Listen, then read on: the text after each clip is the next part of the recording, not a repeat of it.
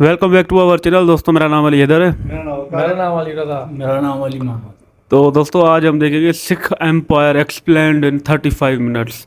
तो सिख जो हैं इंडिया के या कहीं भी हो उनके बारे में वीडियो देखते हैं, हमें भी जानना है। तो प्ले करें। ये देखो कि जैसे ही वो दरवाजे से निकल रहे होते हैं वैसे ही वो दरवाजा उन पर गिर जाता है। वो महारानी चंद कौर की बहू का बच्चा भी गिरवा देते हैं ताकि परिवार में से कोई उनसे लड़ ना पाए सिंहासन के लिए। जैसे ही दोनों आर्मी भिड़ने वाली होती है, ये दोनों आदमी अंग्रेजों को अटैक करने की बजाय अपनी फौज की इंटेलिजेंस उनको दे देते हैं। महाराजा दिलीप सिंह, जिनको अपना साम्राज्य ही नहीं बल्कि कोहिनूर भी अंग्रेजों को देना पड़ता है। इसीलिए अगर आप किसी सिख से मिलो जो बहुत गर्व करता है अपनी विरासत पर, वो इसलिए है क्योंकि उनकी विरासत का एक समय इतना अपमान किया गया। तो बात है लेट 15th सेंचुरी की, जब पंजाब दिल्ली सल्तनत की लोधी डायनेस्टी का हिस्सा है।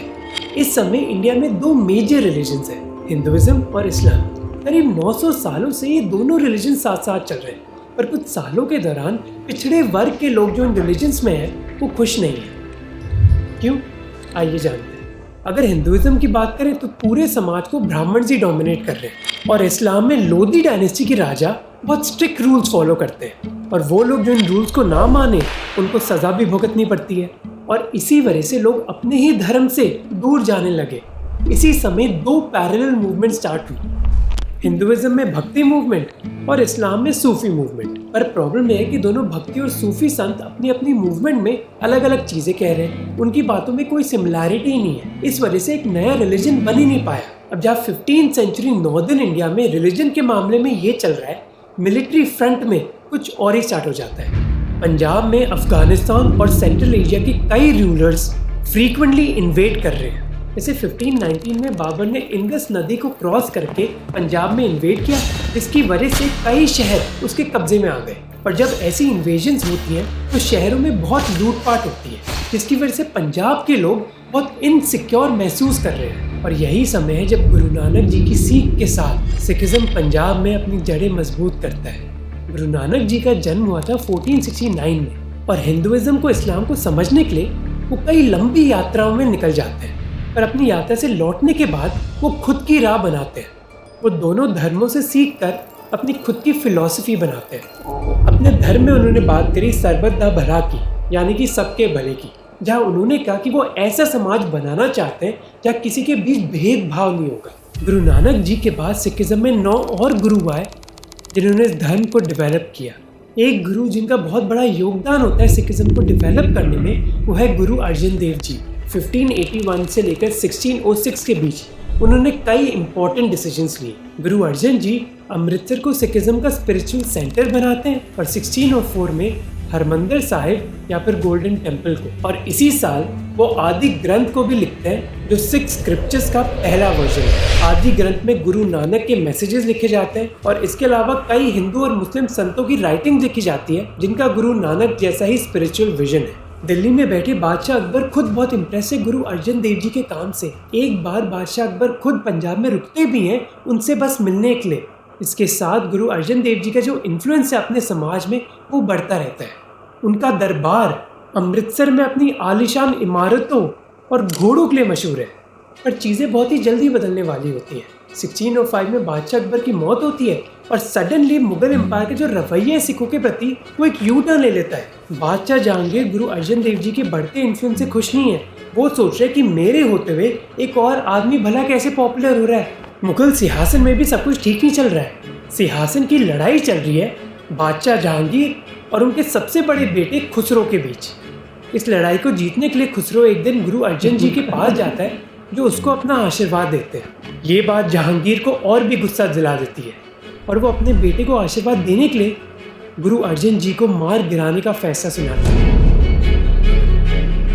गुरु अर्जन जी को टॉर्चर किया जाता है और इवेंचुअली मार गिराया जाता है। गुरु अर्जन जी को मार गिराने का फैसला एक टर्निंग पॉइंट होता है सिखिज्म के लिए, क्योंकि अब ये स्पिरिचुअल कम्युनिटी बस स्पिरिचुअल नहीं रहती, बल्कि वो एक मिलिट्री कम्युनिटी बन जाती है।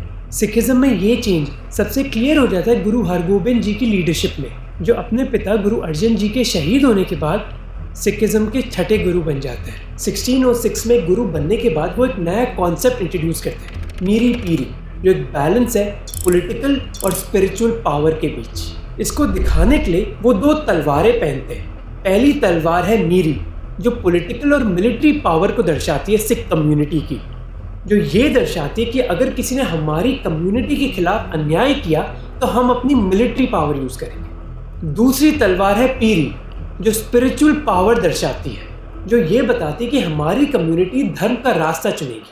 तो गुरु हरगोबिंद जी सिखिज्म में गुरु की इमेज बदल देते हैं, जो बस एक स्पिरिचुअल लीडर ही नहीं बल्कि एक वॉरियर रूलर भी है।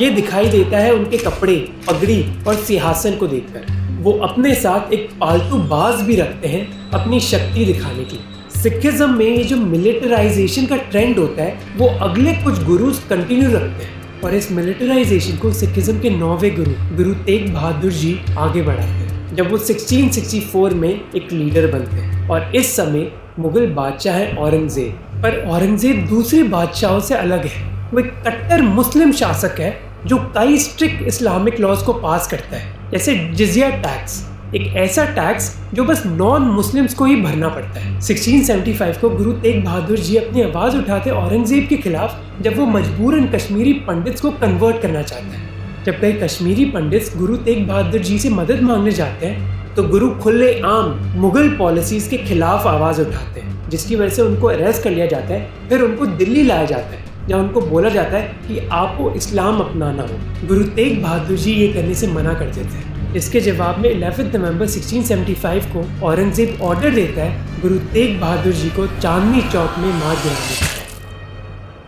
गुरु के शहीद होने के बाद सिख समाज में एक आवाज़ उठती है कि अगर हमें अपने धर्म को बचाना है हमें और मिलिटराइज होना ही पड़ेगा। इस चीज़ को करते गुरु गोबिंद सिंह जी, जो सिखिज्म में 10th गुरु बनते हैं उनके पिताजी के शहीद होने के बाद। सिखों पर लगातार अत्याचार देख गुरु गोबिंद सिंह जी ने मिलिटराइजेशन और बढ़ा दी, जिसकी वजह से 1699 में गुरु गोबिंद सिंह जी खालसा एस्टैब्लिश करते हैं, जो मानो सिख्स की अपनी आर्मी है। और खालसा के मेंबर्स को कई स्ट्रिक्ट रूल्स फॉलो करने पड़ते हैं। इनको कहा जाता है 5 केस: केश, कड़ा, किरपान, कचेरा और कंगा। और उनको बोला जाता है कि अगर आप अपने धर्म को बचाना चाहते हो तो आपको हथियार उठाने पड़ेंगे। इसकी वजह से कई राजा जो औरंगजेब को सपोर्ट करते हैं वो उनको चेतावनी देते हैं गुरु गोबिंद सिंह जी की बढ़ती मिलिट्री पावर के बारे में। जवाब में औरंगजेब खालसा को खत्म करने की कोशिश करता है। 1704 में मुगल आर्मी अनंतपुर को चारों तरफ से घेर लेती है। घेराव करने के बाद मुगल्स गुरु गोबिंद सिंह जी को बचकर निकलने का रास्ता ऑफर करते हैं, बस एक शर्त पे कि उनको अनंतपुर सरेंडर करना होगा। पर मुगलों की ये बात मानने की बजाय गुरु उधर से छुपकर निकल जाते हैं। एक जटपुरा गांव पहुंचकर वो औरंगजेब को एक लेटर लिखते हैं: मैं आपके घोड़ों के खुरों के नीचे आग लगा दूंगा और आपको पंजाब का पानी तक पीने नहीं दूंगा। पर इससे पहले कि औरंगजेब और गुरु गोबिंद सिंह जी के बीच लड़ाई सुलझे, औरंगजेब की मौत हो जाती 1707 में। फिर कुछ महीने बाद एक मिलिट्री ऑफिसर गुरु गोबिंद सिंह जी को मार गिराता है। क्योंकि गुरु गोबिंद सिंह जी किसी को सक्सेसर बनाते नहीं है, इसीलिए वो सिखों के लास्ट गुरु कहलाते हैं। पर उन्होंने एक मिलिट्री लेफ्टिनेंट ज़रूर चुना होता है, बंदा सिंह बहादुर, जो सिख फोर्सेस के नए लीडर बन जाते हैं। पर मुगल बादशाह फारूक सियर बंदा सिंह बहादुर को कुतुब मीनार के पास मार गिराते हैं।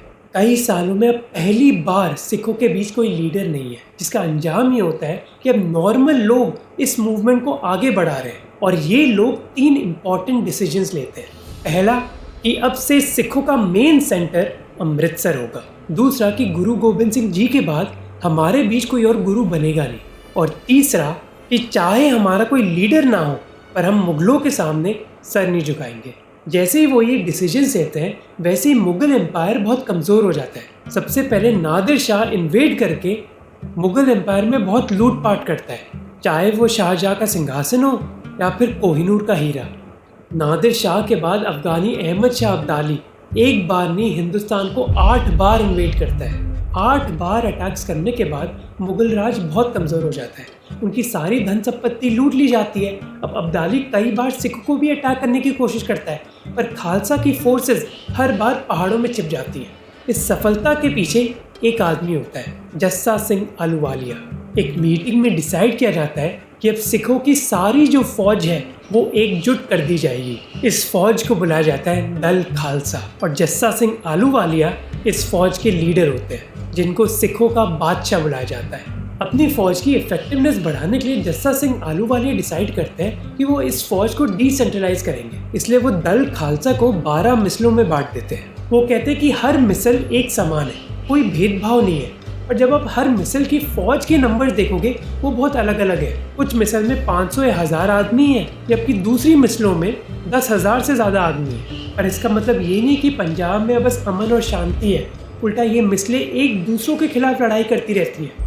तो जस्सा सिंह आलूवालिया ने ये मिसलें बनाई थी यूनाइटेड रखने के लिए, पर उल्टा वो और डिवाइडेड हो गई। और इस चीज़ को एक आदमी बदलता है, सुकेर चकिया मिसल से रंजीत सिंह। 1780 गुर्जनवाला में महा सिंह जो सुकेर चकिया मिसल के चीफ थे और उनकी बीवी राज कौर अपने एक लौते बेटे को जन्म देते रंजीत। छोटी सी उम्र में ही उनको स्मॉल पॉक्स हो जाता है, जिसकी वजह से उनकी लेफ्ट आंख काम नहीं करती और बचपन में ना वो लिखना सीखते ना पढ़ना। उस समय लड़कों को पढ़ाया नहीं जाता था, बल्कि उनको बस एक चीज़ सिखाई जाती थी कि एक सोल्जर कैसे बनना है। माएँ ये बोलती थी, बच्चा हर मैदानी सुरखरू होई, यानी कि मेरा बेटा हर जंग जीते।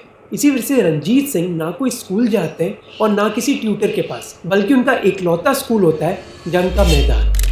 पर क्योंकि रंजीत सिंह की उम्र बहुत छोटी होती है, इसलिए उनकी माँ राज कौर उनके बिहाफ पर रूल करने लग जाती है। ये ज़रूरी भी था, क्योंकि उस ज़माने में अगर मिसल का कोई लीडर नहीं होता था तो वो मिसल बहुत कमज़ोर हो जाती है। ऐसी कमज़ोरी ना है, इसलिए रंजीत सिंह की माँ उनकी शादी मेहताब कौर के साथ पक्की कर देती है। मेहताब कौर कन्हैया मिसल के चीफ की बेटी होती है। इस शादी के पीछे एक पॉलिटिकल पर्पस होता है, क्योंकि कन्हैया मिसल पंजाब में सेकंड मोस्ट पावरफुल मिसल है। अगले कुछ सालों के दौरान एक दूसरे में लड़ाई की वजह से कई मिसल कमज़ोर हो जाते हैं, जिसकी वजह से ताकतवर मिसल पंजाब में है कन्हैया, नकई, आलूवालिया, भंगी और सुकेर चकिया। रंजीत सिंह जी की वैसी शादी हो चुकी है कन्हैया मिसल की बेटी से, फिर वो अपनी दूसरी शादी करते हैं नकई की राजकुमारी से और आलूवालिया मिसल के सरदार से दोस्ती कर लेते हैं। इसका मतलब है कि पंजाब में बस एक ही पावरफुल मिसल बची है, भंगी, जिनका कब्जा लाहौर, अमृतसर, गुजरात और वेस्टर्न पंजाब पर है। इसीलिए रंजीत सिंह जी डिसाइड करते हैं कि उनको भंगी मिसल को कमज़ोर करना ही होगा।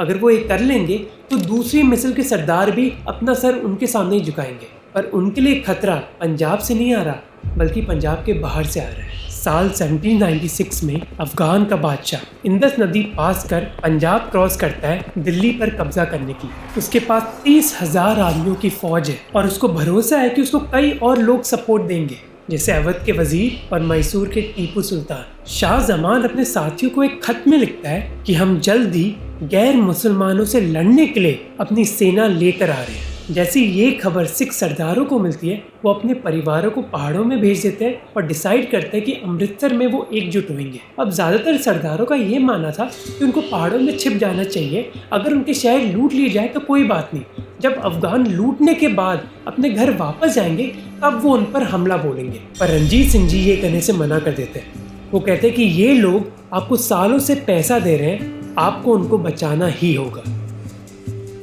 उनकी बहादुरी को देखकर बाकी सारे सरदार भी रंजीत सिंह जी को सपोर्ट देने लगे। बहुत जमकर लड़ाई हुई और रंजीत सिंह जी ने शाहजमान की फौज को मार गिराया। पंजाब के लोग अब रंजीत सिंह जी को एक लीडर के तौर पर देखते हैं, क्योंकि उन्होंने ही अलग अलग मिसलों को यूनाइट किया शाहजमान के खिलाफ। वही काबुल में बैठा शाहजमान गुस्से से लाल हो रहा है, वो सिखों का नाम और निशान ही हटाना चाहता है, इसलिए 1797 में वो वापस हल्ला बोलता है।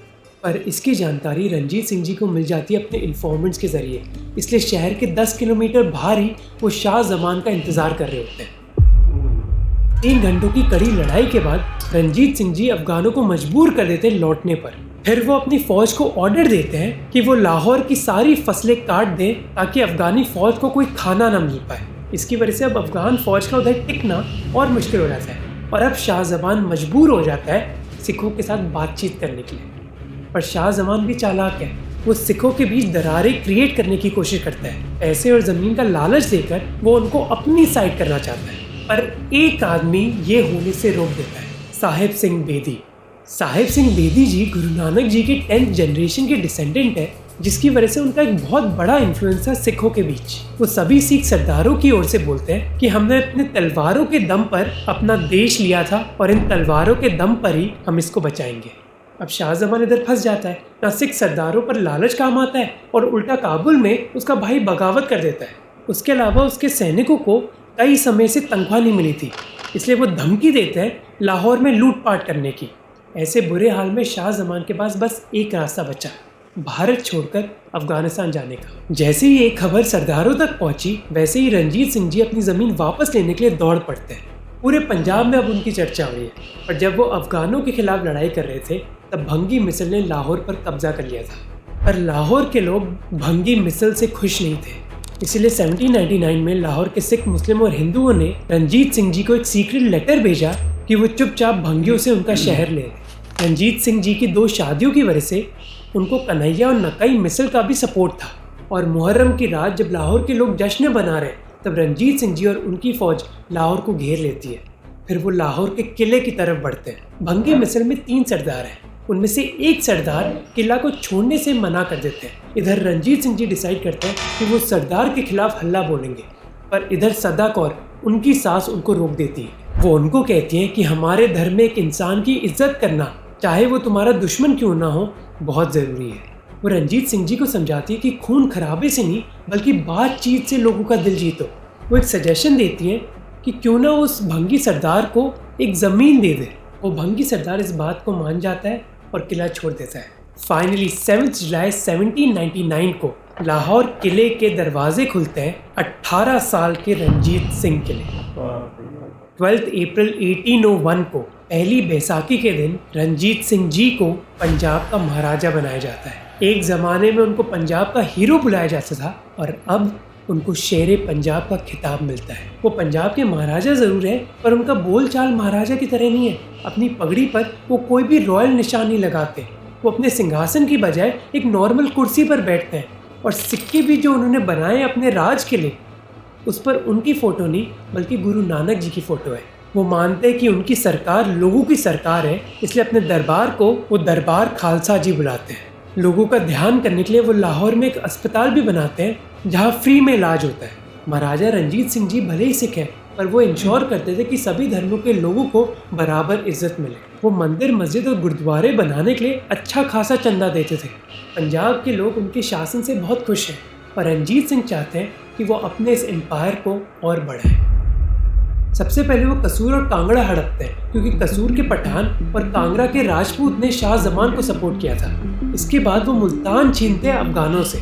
मुल्तान के बाद महाराजा रंजीत सिंह जी की नज़र है पंजाब में सबसे ज़रूरी शहर पर, अमृतसर। अब अमृतसर पंजाब में भले ही सबसे बड़ा शहर ना हो, पर कमर्शियली वो बहुत ज़रूरी है, क्योंकि वो एक ट्रेडिंग हब है जहाँ सेंट्रल एशिया से कई व्यापारी गुजरते हैं। अमृतसर की सड़कों पर आपको कई तरीके की दुकानें मिल जाएंगी, रेशम हो, मसाले हो या फिर हथियार। इन सड़कों पर किसी चीज़ की कमी नहीं है। पर बात बस पैसों की नहीं है। अमृतसर सिखों के लिए एक बहुत अहम शहर है, क्योंकि उधर हरमिंदर साहिब है और खालसा का कोई भी लीडर असली पंजाब का महाराजा तभी कहलाएगा जब अमृतसर पर उसका राज हो। अमृतसर पर कई अलग अलग मिसलों का राज है और हर मिसल के खुद के टैक्स कलेक्टर्स हैं जो व्यापारियों और दुकानदारों को बहुत परेशान करते हैं। इसलिए अमृतसर के लोग खुद महाराजा रंजीत सिंह जी के पास जाते हैं कि आप अमृतसर पर कब्जा कर लो। महाराजा रंजीत सिंह जी अमृतसर की लोगों की आवाज़ सुनते हैं और अपना साम्राज्य उधर तक लेकर आ जाते हैं। वो अमृतसर में घुसते हैं एक आलीशान हाथी पर। अमृतसर के लोग उनको वेलकम करते हैं और खुशी के मारे उन पर सिक्के बरसाते हैं। महाराजा रंजीत सिंह जी हरमिंदर साहिब में स्नान करते हैं और वादा करते हैं कि एक दिन वो इसको वापस से बनाएंगे सोने के साथ। और एक दिन हरमिंदर साहिब को पूरी दुनिया गोल्डन टेम्पल बुलाएगी। इन जीतों के बावजूद महाराजा रंजीत सिंह जी बहुत बखूबी जानते हैं कि वो अपने साम्राज्य को हल्के में नहीं ले सकते। 1803 में उनकी मुलाकात होती है कई ईस्ट इंडिया कंपनी के एक्स सोल्जर्स से। वो दंग हो जाते हैं ये देखकर कि ये सोल्जर्स बहुत ही इंटेंस ड्रिल्स कर रहे हैं बस एक लीडर की कमांड पर। वो ये समझ जाते हैं कि ब्रिटिश फौज की सफलता के पीछे बस एक कारण है, उनका डिसिप्लिन। अपनी फौज को इम्प्रूव करने के लिए वो ब्रिटिश आर्मी के कई सोल्जर्स को ट्रेनर के तौर पर हायर करते हैं और बाकायदा अपने सोल्जर्स को ब्रिटेन तक भेजते हैं ताकि उधर से वो सीख कर रहें। उनका मानना है कि जितनी उनकी आर्मी मजबूत होगी उतना मजबूत उनका साम्राज्य होगा। अभी पंजाब कुछ ऐसा दिखता है जहाँ लाहौर और अमृतसर उनके कंट्रोल में है, दूसरे एरिया उनको लगान देते हैं। बस जीतने के लिए 6 और मिसल है जो सतलुज नदी के ईस्ट साइड पर है। पर पंजाब के बाहर सिचुएशन बहुत अलग है। पूरे हिंदुस्तान पर कब्जा अंग्रेज़ों का है। तो जहां महाराजा रंजीत सिंह जी सतलुज नदी को पार करके अपना एम्पायर बढ़ाना चाहते हैं, अंग्रेज़ भी सतलुज नदी को पार करके अपना एम्पायर बढ़ाना चाहते हैं। पर दोनों लड़ने के बजाय नेगोशिएशन स्टार्ट कर देते हैं। भला क्यों? क्योंकि यूरोप में घमासान चल रहा है। फ्रांस के नेपोलियन बोनापार्ट ने बड़ी मेजर यूरोपियन पावर्स जैसे ऑस्ट्रिया और प्रशिया को हराकर मानो यूरोप पर अपने झंडे गाड़ दिए। 1807 को नेपोलियन रशिया के साथ एक ट्रीटी भी साइन करते हैं, क्योंकि दोनों नेपोलियन और रशिया अंग्रेज़ों को कमज़ोर करना चाहते हैं। नेपोलियन रशिया को कहते हैं कि मैं आपके साथ लड़ाई नहीं करूँगा एक शर्त पर, अगर आप मुझे सपोर्ट करोगे अंग्रेज़ों को मात देने के लिए। पर नेपोलियन जानते हैं कि अंग्रेज़ों को कमज़ोर करने का रास्ता हिंदुस्तान से गुजरता है। तो जहाँ अंग्रेज़ नेपोलियन और रशिया से डर रहे हैं, महाराजा रंजीत सिंह जी अंग्रेज़ों से डर रहे हैं, तो दोनों सोचते हैं कि क्यों ना हम दोनों एक ट्रीटी साइन कर लें। इसीलिए 1809 को ट्रीटी ऑफ अमृतसर साइन होती है। ये ट्रीटी कहती है कि सतलुज नदी अब ब्रिटिश और सिख साम्राज्य के बीच बाउंड्री है और अंग्रेज रंजीत सिंह जी को पंजाब का महाराजा मानते हैं। अब महाराजा रंजीत सिंह जी अंग्रेजों के खतरे से तो बच गए हैं, पर एक चीज़ है जो उनके हाथ लगी नहीं है, कोहिनूर का हीरा। 1810 को महाराजा रंजीत सिंह को खबर मिलती है कि काबुल में एक पावर स्ट्रगल चल रहा है। दो मेन किरदार जो काबुल की राजगद्दी के लिए लड़ाई कर रहे हैं वो है शाह शुजा और शाह महमूद, और दोनों महाराजा रंजीत सिंह जी के पास आते हैं उनकी मदद मांगने के लिए। जहां एक तरफ शाह शुजा पर्सनली पंजाब आते हैं उनसे बात करने के लिए, वही शाह महमूद के वजीर महाराजा को 9 लाख रुपए का लालच देते हैं शाह शुजा को हराने के लिए। अपनी पति की जान बचाने के लिए शाह शुजा की बीवी महाराजा रंजीत सिंह जी को अपनी सबसे कीमती चीज ऑफर करती है, कोहिनूर। कोहिनूर का हीरा शाह शुजा की बीवी के पास पहुंचता है जब शाह शुजा का परिवार फारसी रूलर नादिर शाह को मार गिराता है। जहां शाह शुजा की बीवी कोहिनूर का लालच दे रही है, शाह महमूद और उनके वजीर महाराजा रंजीत सिंह जी को मारने की धमकी देते हैं। शाह महमूद के वजीर तो अपनी फौज के साथ लाहौर तक पहुंच जाते हैं। अब महाराजा रंजीत सिंह जी के पास कोई ऑप्शन बचता ही नहीं है, उनको सपोर्ट देना ही पड़ता है वजीर को। पर रास्ते में महाराजा रंजीत सिंह जी को ये रियलाइज होता है कि ये वजीर तो पंजाब को भी हड़पना चाहता है। इसीलिए महाराजा रंजीत सिंह जी इस जंग में अपनी साइड पलट लेते हैं। वो शाह शुजा को बोलते हैं कि लाहौर में तुम्हें मैं बचा कर रखूँगा। अपने दरबार में वो शाह शुजा और उनकी बीवी का इंतज़ार करते हैं और ये उम्मीद लगाए बैठते हैं कि उनकी बीवी अपना कोहिनूर का वादा निभाएगी, पर वो अपना वादा निभाती नहीं है। फाइनली डांटने, समझाने और कैद करने के बाद वो बात मान जाती हैं और जून 1813 को महाराजा रंजीत सिंह जी के हाथ आता है कोहिनूर का हीरा। फिर शाह महमूद के वजीर को सबक सिखाने के लिए महाराजा रंजीत सिंह जी उसके शहरों पर अटैक करते हैं। अगले 6 साल के दौरान वो अफगान्स को हराकर मुल्तान और कश्मीर अपने कब्जे में करते हैं। पर जैसे उनका साम्राज्य बढ़ रहा होता है वैसे उनका शरीर कमज़ोर हो रहा होता है। कुछ साल बाद लाहौर में कॉलेरा का कहर मचता है, जिसकी वजह से महाराजा और कमज़ोर हो जाते हैं। उनके आखिरी कुछ सालों में पंजाब अब ऐसा दिखता है। एक दिन महाराजा रंजीत सिंह को भारत का मैप दिखाया जाता है। महाराजा रंजीत सिंह जी अपने कार्टोग्राफर से पूछते हैं कि ये लाल इलाका क्या है। कार्टोग्राफर कहता है कि लाल निशान वो एरिया है जो अंग्रेज़ों के हाथों में है। रंजीत सिंह देते हैं कि ऑलमोस्ट पूरा हिंदुस्तान अंग्रेज़ों का हो गया है। जिसके बाद वो बोलते हैं कि एक दिन ये सब लाल हो जाएगा। शायद महाराजा रंजीत सिंह जी को पता था कि जो उन्होंने बोला है वो एक दिन सच हो जाएगा। जून 1839 को महाराजा रंजीत सिंह जी की मौत होती है। उनके 7 बेटे हैं। उनका सबसे बड़ा बेटा खड़क सिंह महाराजा की फर्स्ट चॉइस थी नेक्स्ट महाराजा बनने के लिए। पर दरबार में कई लोग खड़क सिंह पर भरोसा नहीं करते। उनका मानना है कि रंजीत सिंह जी की तरह खड़क सिंह में इतनी क्षमता ही नहीं है पंजाब पर रूल करने की। रंजीत सिंह जी की मौत के बस 19 दिन बाद महाराजा खड़क सिंह का बेटा नाव निहाल सिंह लाहौर के दरबार पर कब्जा कर लेता है। अब ऑफिशियली महाराजा तो खड़क सिंह है, पर नाव निहाल सिंह ये डिक्लेयर करते हैं कि वो खड़क सिंह के मिनिस्टर हैं। अल्टीमेटली राज्य में सबको पता चल जाता है कि असली महाराजा तो नाव निहाल सिंह ही है। अब इनिशियली महाराजा खड़क सिंह को इस अरेंजमेंट से कोई प्रॉब्लम नहीं होती है, पर उनके एक रिश्तेदार चेत सिंह बाजवा उनको बोलते कि भाई आप महाराजा हो, अपने बेटे को कंट्रोल में रखो। वही नाव निहाल सिंह ये देखते हैं कि उनके होते हुए ये चेत सिंह बाजवा को इतनी पावर क्यों मिल रही है हमारे साम्राज्य में। इसीलिए नाव निहाल सिंह महाराजा खड़क सिंह को बोलते हैं कि उनको चेत सिंह बाजवा को दरबार से हटाना होगा। पर महाराजा खड़क सिंह ये करने से मना कर देते हैं। इसके बाद महाराजा खड़क सिंह और राजकुमार नाव निहाल सिंह के बीच तनाव बढ़ जाता है और एक दिन नाव निहाल सिंह एक सख्त कदम उठाने का फैसला लेते हैं। देर रात वो महाराजा खड़क सिंह के कमरे में घुसते हैं और उधर जब उनको चेत सिंह बाजवा मिलते हैं वो उनको उधर मार गिराते हैं। तो प्रैक्टिकली बात करें, सारी पॉलिटिकल पावर अब नाव निहाल सिंह के हाथ में होती है। एक साल बाद 5 नवंबर 1840 को महाराजा खड़क सिंह की मौत होती है और नाव निहाल सिंह नए महाराजा बनने ही वाले होते हैं। पर कहते हैं कि life is stranger than fiction. जो चीज़ आप कहानियों में नहीं लिख सकते वो असल जिंदगी में हो जाती है। और ऐसा ही होता है नाव निहाल सिंह के साथ। जब वो अपने पिताजी महाराजा खड़क सिंह की बॉडी के साथ लाहौर की गलियों पर अंतिम यात्रा के लिए निकलते हैं तो वो लाहौर किले के सामने एक आलिशान गेट रोशनी दरवाज़ा से गुजरते हैं। अब ये गेट है तो बहुत लाजवाब, पर उसकी हालत बिहार के एक ब्रिज की हालत की तरह है, यानी कि वो कभी भी गिर सकता है। और नाव निहाल सिंह की बदकिस्मती देखो कि जैसे ही वो दरवाजे से निकल रहे होते हैं वैसे ही वो दरवाज़ा उन पर गिर जाता है और उधर ही नाव निहाल सिंह की मृत्यु हो जाती है। ये इंसिडेंट सिख इतिहास में एक टर्निंग पॉइंट होता है क्योंकि अब लाहौर दरबार में भगदड़ मच गई। नाव निहाल सिंह की मौत के बाद राजगद्दी पर कौन बैठेगा इसके लिए अफरा तफरी मच जाती है। रंजीत सिंह जी के 6 राजकुमार गद्दी के लिए लड़ाई कर रहे हैं और शेर सिंह जो दूसरे राजकुमार हैं उनको लोग सबसे ज्यादा केपेबल मानते हैं। वो खालसा आर्मी के बीच पॉपुलर है, हंसमुख स्वभाव के हैं और सबसे जरूरी बात है कि अंग्रेज भी उनको सपोर्ट करते हैं। पर जब खड़क सिंह और नाव निहाल सिंह की मौत होती है तब शेर सिंह लाहौर में नहीं है। इस सिचुएशन में वजीर ध्यान सिंह डोगरा किंग मेकर बन जाते हैं। वजीर सबसे पहले डिसाइड करते हैं कि नाव निहाल सिंह की मौत पब्लिक नहीं करी जाएगी जब तक ये डिसाइड नहीं हो जाता कि अगला महाराजा कौन बनेगा।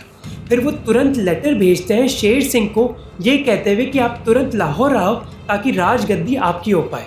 पर इससे पहले कि शेर सिंह लाहौर पहुंच पाए, महारानी चंद कौर जो खड़क सिंह की विधवा और नाव निहाल सिंह की माँ है, वो कहती हैं कि लाहौर की गद्दी पर तो वही बैठेंगी। वो कहती है कि उनकी बहू प्रेग्नेंट है और अगर उसने एक बेटे को जन्म दिया तो अगला महाराजा तो वो होगा और जब तक वो बड़ा नहीं हो जाता सिंहासन पर वही बैठेंगी। अब वजीर चंद कौर को रोकने की कोशिश करते हैं पर वो जवाब क्या देती है उनको कि अगर इंग्लैंड में एक रानी रूल कर सकती है तो पंजाब में भला क्यों नहीं। दिसंबर 1840 में चंद कौर ऑफिशियली पंजाब की महारानी बन जाती हैं और उनको बुलाया जाता है मलिका मुकद्दस। पर बस 2 महीनों के अंदर उनको कई परेशानियों को झेलना पड़ता है। पंजाबी लोग ये मानने के लिए तैयार ही नहीं होते कि एक महिला उन पर रूल कर सकती है। खालसा आर्मी से भी उनको खास सपोर्ट नहीं मिल रहा है। इसी सिचुएशन की एडवांटेज उठाते हैं वजीर जो शेर सिंह को महाराजा बनाना चाहते हैं। वो अंग्रेजों को कहते हैं कि हम आपको अफगान से लड़ने के लिए सपोर्ट देंगे अगर आप सपोर्ट करोगे शेर सिंह को। जिसके बाद राजकुमार शेर सिंह रानी चंद कौर से लाहौर छीनकर पंजाब के अगले महाराजा बन जाते हैं। वो महारानी चंद कौर की बहू का बच्चा भी गिरवा देते हैं ताकि परिवार में से कोई उनसे लड़ ना पाए सिंहासन के लिए। पर महाराजा बनने के बाद शेर सिंह को एक बहुत बड़ी प्रॉब्लम का सामना करना पड़ता है, उनकी आर्मी। क्योंकि उनकी आर्मी ने उनको महाराजा बनाया, वो उनसे सोना चांदी की उम्मीद लगाए बैठे।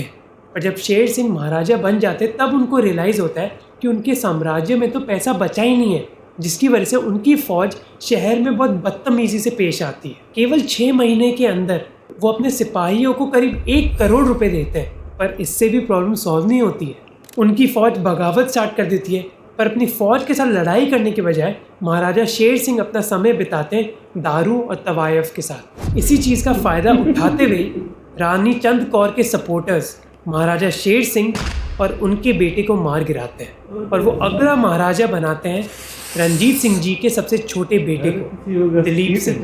उनका मानना ये है कि दलीप सिंह इतने छोटे हैं कि उन पर जादू करना बहुत आसान है। इससे बस केवल 6 साल की उम्र में दलीप सिंह पंजाब के अगले महाराजा बन जाते हैं। और जैसे ही दलीप सिंह महाराजा बनते हैं वैसी प्रॉब्लम स्टार्ट हो जाती है।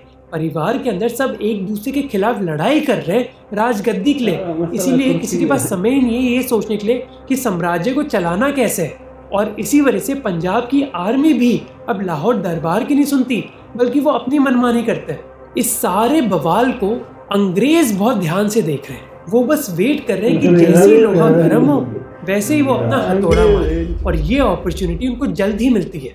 दिसंबर 1845 को खालसा फौज सतलुज नदी को पार कर लेती है अंग्रेजों की टेरिटरी पर किसी को बिना बताए। इसी को बहाना बनाकर अंग्रेज सिख एम्पायर के खिलाफ एक जंग डिक्लेयर कर देते हैं और इससे स्टार्ट होती है पहली एंग्लो सिख वॉर। पर इस जंग में सिख्स बस अंग्रेज़ों से नहीं हारते बल्कि धोखे से भी। ये पता चलता है कि सिख फौज के कई ज़रूरी लीडर्स अंग्रेज़ों के लिए काम कर रहे हैं। वज़ीर लाल सिंह और कमांडर तेज सिंह सीक्रेटली अंग्रेज़ों को सपोर्ट कर रहे हैं। जैसे ही दोनों आर्मी भिड़ने वाली होती है, ये दोनों आदमी अंग्रेज़ों को अटैक करने के बजाय अपनी फौज की इंटेलिजेंस उनको दे देते हैं। तेज सिंह जंग के मैदान से भाग जाते हैं और ऑर्डर देते हैं एक ज़रूरी ब्रिज को तोड़ने का, जिससे कई सिख सोल्जर्स उधर फंस जाते हैं और अंग्रेज़ों के हाथों मारे जाते हैं। इस जंग में अंग्रेज़ उनको बहुत आसानी से हरा देते हैं, जिसकी वजह से उनको 2 ट्रीटी साइन करनी पड़ती है। दूसरी ट्रीटी के तहत सिख एम्पायर पर अब पूरा राज अंग्रेज करते हैं। महाराजा दलीप सिंह अब बस नाम के ही महाराजा हैं। ब्रिटिश सोल्जर्स लोकल्स के साथ बहुत बदतमीजी से पेश आते हैं और महिलाओं के साथ बहुत बुरा व्यवहार करते हैं। इसके अलावा वो खाने के लिए कई गाय की हत्या भी करते हैं। इस चीज़ की वजह से लोगों में इतना गुस्सा आ जाता है कि सेकेंड एंग्लो सिख वॉर होती है। सिख सिपाही अपनी आवाज़ उठाते हैं कि अगर अपनी ज़मीन, धर्म और महाराजा दलीप सिंह को बचाना है तो हमें अंग्रेज़ों के खिलाफ लड़ना ही होगा।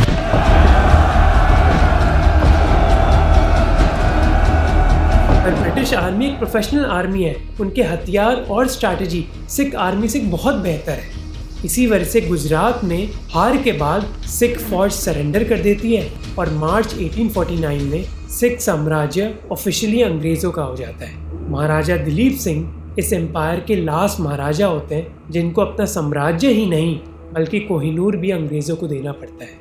अगर आपको लगता है कि अंग्रेज़ बदतमीज थे, तो आपको नहीं पता कि उन्होंने महाराजा दलीप सिंह के साथ क्या किया। अंग्रेज़ों ने पूरी तरह कंट्रोल ले लिया कि महाराजा बड़े कैसे होंगे। अपनी माँ से उनको अलग कर दिया गया और उनकी परवरिश की जिम्मेदारी एक ब्रिटिश कपल डॉक्टर जॉन लोगन, जो बंगाल आर्मी में एक सर्जन थे, और उनकी बीवी को दे दी गई। महाराजा की माँ को कैद कर दिया गया क्योंकि अंग्रेज़ों में डर था कि माँ महाराजा को ब्रेन वॉश कर देगी।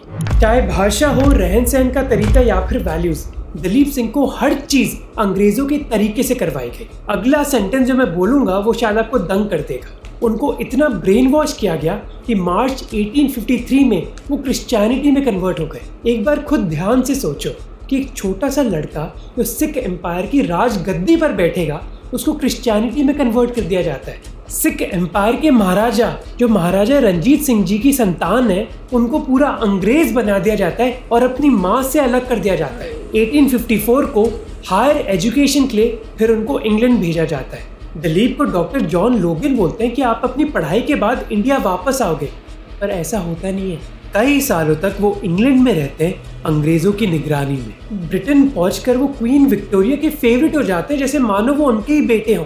क्वीन विक्टोरिया तो उनकी पोर्ट्रेट भी बनवाती हैं। जब महाराजा दलीप सिंह 22 साल के हो जाते हैं तो 13 साल बाद वो पहली बार अपनी माँ से मिलते हैं। इमेजिन करो, वे 13 सालों से उन्होंने अपनी माँ को नहीं देखा। उनकी माँ उनको फाइनली बताती है कि उनका क्या इतिहास है, उनका क्या वंश है, उनका क्या साम्राज्य है और अंग्रेज़ों ने उनके साथ क्या क्या किया है। अपनी माँ से मिलने के बाद उनको पता चलता है कि उनकी ज़िंदगी में हुआ क्या है। जो उन्होंने 13 साल में खोया है वो उनको पाने की कोशिश करते हैं। वो अपने साम्राज्य के बारे में पढ़ना स्टार्ट करते हैं, गुरु ग्रंथ साहिब पढ़ते हैं और पंजाबी सीखने की कोशिश करते हैं। जब महाराजा दलीप सिंह को सारी जानकारी मिलती है तो वो अंग्रेज़ों से सवाल करना स्टार्ट कर देते हैं कि जैसे उनका साम्राज्य छीना गया है, वो साम्राज्य उनको लौटाना ही होगा। वो लड़का जो एक समय क्वीन विक्टोरिया का फेवरेट होता था, अब एक मर्द बनकर उसी क्वीन विक्टोरिया से सवाल पूछ रहा है। 1886 को वो एक बहुत सख्त कदम उठाते हैं कि वो भारत वापस जाएंगे अपने परिवार से मिलने के लिए, सिख धर्म अपनाएंगे और अपनी ज़मीन छीनेंगे अंग्रेज़ों से। पर अंग्रेज़ों को इस प्लान की भनक लग जाती है। जैसे ही वो यमन पहुंचते हैं भारत आने के लिए, अंग्रेज़ उनको पकड़ लेते हैं। अंग्रेज़ उनको मजबूरन ब्रिटेन घसीटते हैं, जहाँ उनको हाउस अरेस्ट कर दिया जाता है। हाउस अरेस्ट के दौरान वो सिख धर्म ज़रूर अपनाते हैं पर अपना इतिहास और साम्राज्य खो बैठते हैं। सिख साम्राज्य का आखिरी महाराजा अपनी बची हुई ज़िंदगी ब्रिटेन में भटक के बिताता है। पूरे समय वो ब्रिटिश सीक्रेट सर्विस की निगरानी में होते हैं। 1893 में उनकी मौत होती है अकेलेपन और गरीबी में। उनकी आखिरी ख्वाहिश होती है कि क्रियाकर्म इंडिया में हो, उनके साम्राज्य में। पर अंग्रेज ये बात भी नहीं मानते। उनकी बॉडी ब्रिटेन में दफनाई जाती है, सिखिज़्म के हिसाब से नहीं बल्कि क्रिश्चियनिटी के हिसाब से। इसीलिए अगर आप किसी सिख से मिलो जो बहुत गर्व करता है अपनी विरासत पर, वो इसलिए है क्योंकि उनकी विरासत का एक समय इतना अपमान किया गया था, और इस अपमान के बावजूद सिखों का हमारे देश में इतना बड़ा कंट्रीब्यूशन है। अंग्रेजी में एक कहावत है, those who forget their history are condemned to repeat it. वो लोग जो अपने इतिहास को याद नहीं कर सकते, वो अपने इतिहास को ज़रूर दोहराएंगे। पर क्या हमारा देश अपने इतिहास को प्रिजर्व भी कर रहा है, जब हमने जलियांवाला बाग की मर्डर की जगह को एक बदसूरत शोपीस बना दिया। अब मैं उस शोपीस को तो नहीं बदल सकता, पर एक छोटा सा तरीका था मेरा ताकि हम अपने इतिहास को याद रखें।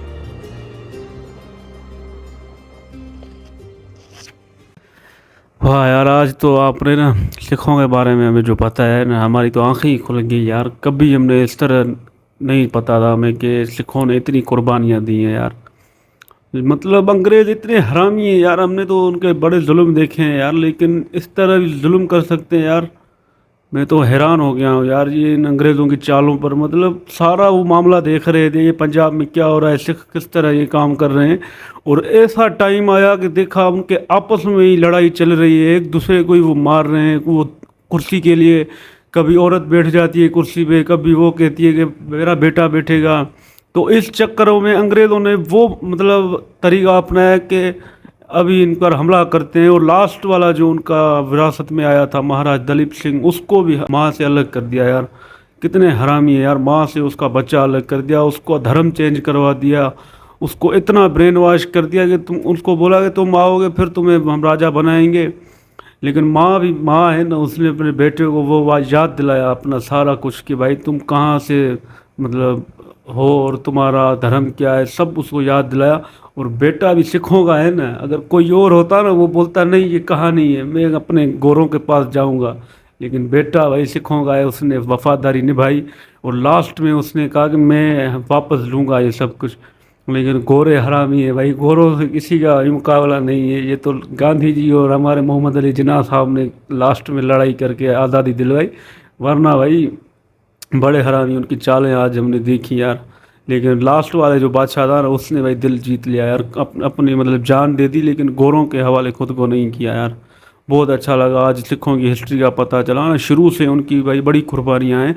मतलब जिस तरह भाई ने बताया कि इस्लाम और हिंदुज़म ज़्यादा था उस वक्त, और इस्लाम और हिंदुज़म में भी ये नहीं है कि जुल्म करो, ये उस वक्त के बादशाह थे जो लीडर थे, बड़े हरामी होते थे, कंट्रोल करते थे, खुद के कानून बनाते थे। तो वो भी लोग जो थे वो भी बेजार हो गए जुल्म देख देख के भाई, कि अब हम अपना धर्म बनाएंगे। फिर जाके गुरु नानक सिंह आए और उन्होंने कहा कि उन्होंने भी स्टडी की इस्लाम को हिंदुज़म को, तो उन्हें पता चला कि अब हम इस तरह अपना अलग रिलीजन बनाएंगे। और उन्होंने भी प्यार मोहब्बत का पैगाम दिया, वो ऐसी लड़ाई के लिए आए ही नहीं थे।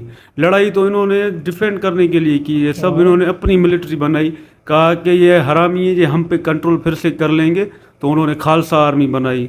ये बड़ा इनका इतिहास है, इनकी हिस्ट्री है, वो हमें आज पता चला ना, हमारे रोंगटे खड़े हो गए यार।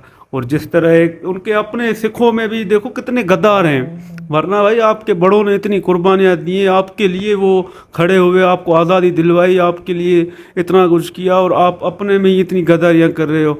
वो खड़क सिंह जो उसने कहा मैं बादशाह बनता हूँ, तो बेटा उसका भी हरामी निकला, मिनिस्टर बन गया। बोलता है अंदर में बादशाह की लालच थी, फिर मिनिस्टर बन के खुद वो सब कुछ संभाल रहा है। तो लोगों ने बोला कि भाई आपका बेटा हरामी निकला है, इसको कंट्रोल करो। तो उसकी भी किस्मत खराब दिया गया वो गिर गया दरवाजा ऊपर, भाई साहब टपक गया। तो ये भाई इनका हमने इतिहास देखा ना, मज़ा आ गया। और महाराजा रंजीत सिंह भाई क्या आदमी है यार, माँ ने उनको भी बचपन से ऐसी तालीम दी ना, कोई स्कूल वही नहीं, सिर्फ ये बताया मैदान में जाओ फतह करो। और ये सिख इसलिए नारा भी लगाते हैं ना, वाहे गुरु जी का खालसा, वाहे गुरु की फतह। ये आज हमें पता चला यार, सलाम है इनको यार, मज़ा आ गया आज सिखों का एम्पायर पता चला हमें, भाई दिल जीत लिया इन्होंने। सही बात है यार, सिखों के बारे में आज जानकर तो बड़ी खुशी हुई हमें। तो सिखों का तो बड़ा इतिहास है भाई, ये तो बड़े दिलेर थे, दिलेर कौम थी ये सिखों की। ये अगर इनके पास गद्दार नहीं होते ना भाई, ये अपने ही इनके पास गद्दार थे, नहीं तो ये अंग्रेज़ों को भी भगा दे, मार धाड़ के उनको भी भगा देते। पर ये अपनों ने गद्दारी की, जो दो थे हरामखोर भाई, चालें बता रहे हैं अभी करो अभी लड़ो। और ये इनको अपने फैमिली में भी प्रॉब्लम थी भाई, हर किसी को चाहिए था, मैं यहाँ पर सिंहासन पर बैठूँ, मुझे कुर्सी चाहिए। बाकी ये दिलेर तो बड़े, आज मैंने देखा ना यार, इनके बारे में जाना तो भाई मैं तो दंग रह गया हूँ। जो भी बड़ा बड़ा लीडर था ना वो तो दिलेर था भाई, थोड़ी लालच थी अंदर में भाई, इस जगह पर मैं बैठूं। औरतें भी तो संभालती ना, वो भी तो समझा के भाई तुम बैठो, नहीं वो खुद लालच करके बैठ गई भाई, मैं बैठूंगी, मैं राज करूंगी, मेरे पेट में ही बच्चा है राजा का, ऐसा काम किया। तो पर यार ये दिलेर कौम है यार सिखों की, ये पंजाब जो है ना भाई, मान गया आज मैं इनको ज़बरदस्त भाई। आज ये अंग्रेज़ भी ये दंग रह गए, लड़ते खुद नहीं लड़े भाई, पहले देखा ये लड़े अंदर में, अंदर लड़े खुद, फिर लास्ट में वार किया भाई। तो फिर भी लड़ रहे हैं सिख भाई, सारा उनका कब्जा हो गया, अंग्रेज़ों का हथियार भी उनके पास, जदीद तरीन हथियार उनके पास। ये सिखों ने कहा भाई ऐसे कैसे, हम नहीं देंगे अपनी, आप बड़ा कुछ कर रहे हो, हमारे ऊपर जुल्म कर रहे हो, फिर भी लड़े। पर यार हथियार के बिना कोई कितना लड़ सकता है भाई, वो भी उनके फौजी ट्रेन थे। तो और हमारे वाले भी जो लीडर थे उस वक्त के, वो कह रहे हैं कि मुसलमानों से चंदा नहीं लेंगे, जो गैर मुस्लिम है उनसे चंदा लेंगे। तो वो बेचारे चारों तरफ से घिरे हुए थे, सिखों की जो कौम थी ना चारों तरफ से घिरी हुई थी। बड़ा जुल्म हुआ इनके साथ, बड़े लीडर आए, पर ये लास्ट वाला जो लीडर था ना आखिरी, इसके साथ भी बड़ा जुल्म किया है। मुझे अफसोस हो रहा है यार, मैं बोल ही नहीं सकता, बड़ा इन्होंने नाइंसाफ़ी की है सिखों के साथ अंग्रेज़ों ने। तो पता चल गया, मज़ा आ गया देखकर, खासकर सरदार की ना हिस्ट्री पता चली, वो भी दिलेर को में। मगर यार जो आपस में लड़ रहे थे ना, एक दूसरे को मार धाड़, प्रॉब्लम है ना, घर वाले जो थे ना बस एक दूसरे की कुर्सी पर, वो मुझे चाहिए वो मुझे चाहिए, जो भी आ रहा था भाई वो खुद ही मर रहा था, एक दूसरे को मार धाड़ के रहे थे। अंग्रेज है ना उससे फ़ायदा ले रहे थे भाई, दूर दूर से देख रहे थे, चलो आपस में लड़े। दूसरा दिन सरदार देखो वो अपने बाप की मैयत लेकर जा रहे, दरवाजा उसके ही ऊपर गिर गया, चलो वो भी खत्म हो गया। वो भी देखो ना भाई, पुराने दरवाजे के नीचे कैसे जा रहे थोड़ा भाई साहब। बाकी है ना भाई, अंग्रेज से कोई भी नहीं जीत पाएगा, जो भी है ना भाई, मैं मान गया वो अंग्रेज है ना बड़ा। उसके लास्ट में महाराजा ने बोला ये पूरे का पूरा लाल हो जाएगा मैं, तो उसकी बात सच होगी ना, पूरे का पूरा अंग्रेज है ना कब्जा कर लिया। शुक्र करे ये महात्मा गांधी और कायदे आज़म ने अंग्रेज़ों को भगा दिया, वरना ये भी आज तक ये है ना अंग्रेज़ों का राज होता। बाकी मज़ेदार वीडियो थी, आज की हिस्ट्री है ना पता चला, बाबा गुरु नानक की है ना पहले बुनियाद उसी ने रखी थी सिखिज़्म की ना, आज तारीख है ना उनकी, मज़ा आ गया सुन। हाँ यार, आज हमें बहुत सिख भाइयों का पता चला कि उनकी जो है ना कि पंजाब कैसे उन्होंने हासिल किया, यहाँ बगावतें हुई, जो राजा महाराजा थे एक दूसरे से लड़ रहे थे। लेकिन यार आखिर में यही हमें जो पता चला है ना कि जो गोरों ने जुल्म किया ना, ये बहुत गलत हुआ। पंजाब तो सिखों का था और इंडिया भी हो गया, लेकिन उसके बाद जो है ना अंग्रेज कैसे आ गए यार। अंग्रेज सालों ने ऐसी चालें चली ना कि उनकी जो है ना हुकूमत थी, जो वजीर थे ना दो कमीने, वही जो है ना गद्दार हो गए। नहीं तो मेरे ख्याल से तो आज तक सिखों का राज होता, लेकिन उन्होंने जो है ना वो सिखों के जो वजीर थे ना, राजाओं के वजीर थे, उन्हें ही अपना बना लिया। वरना वो तो अंग्रेज़ों से लड़कर वो हिसाब इंडिया का अंग्रेज़ों से जीत लेते ना, जो लाल हिसाब पूरा बना हुआ था जिस पे अंग्रेज़ों का राज था। तो ये अंग्रेज़ों को पहले ही पता चल गया कि ये जो है ना ये बादशाह सिखों का है, ये हम पे कब्जा कर लेगा, इससे पहले हम इन पर कब्जा कर लें। तो उन्होंने वजीर जो है ना सिखों के जो राजाओं के वजीर थे दो, उनको ही अपना बना लिया अंदरूनी तरह से।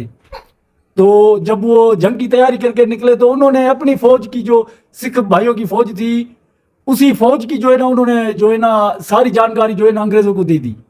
फिर जो है ना अंग्रेज़ों ने ही फौज पर हमला किया और पूरा पंजाब या पूरा जो भी इलाका था सिख भाइयों का, पूरी की पूरी वो ज़मीन ही हड़प ली अंग्रेज़ों ने।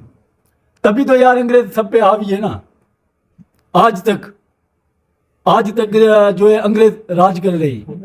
तो ये यार हमें बहुत अफसोस है। और आखिर में जो राजा बचा, राजा जहांगीर था, दलीप सिंह, तो उनको देखो ना माँ से कैसे कमीनों ने अलग कर दिया गोरों ने। 13 साल तक माँ से अलग हो गया, उनकी पहचान ही उन्होंने बदल डाली, जैसे कि वो गोरा बन गया। कायदे आज़म मोहम्मद अली जिन्ना और जो महात्मा गांधी जी, इन दोनों ने जो है ना इन कमीनों गोरों से जो है ना आज़ादी दिलवाई। आज हम जो है ना खुश बैठे हुए अपने अपने मुल्क में। ये भी तारीख हाँ हिस्ट्री बड़ी है बड़ी भाई। बाकी एक और बात है, मुगलों ने पहले रिस्पेक्ट की थी यार सिखों की, बाद में एक जहांगीर था वो जल रहा था कि मेरा नाम नहीं हो रहा इसका नाम हो रहा है सिख का, तो उसने फिर किया, वरना जो उसके पहले वाले मुगल थे वो रिस्पेक्ट कर रहे थे, बाबर शायद नाम था, अकबर। हाँ वो रिस्पेक्ट करते थे उनका भाई। बाकी बहुत अच्छा लगा आज यार सिखों की हिस्ट्री हमें पता चली, बड़ा हमें दिल को सुकून मिला, बस थोड़ा इमोशनल हो गया क्योंकि उनके साथ जुल्म बहुत हुआ था। तो ऐसे ही वीडियो आती रहेंगी, अगर अच्छा लगे तो प्लीज़ लाइक शेयर सब्सक्राइब जरूर करें। Thank you.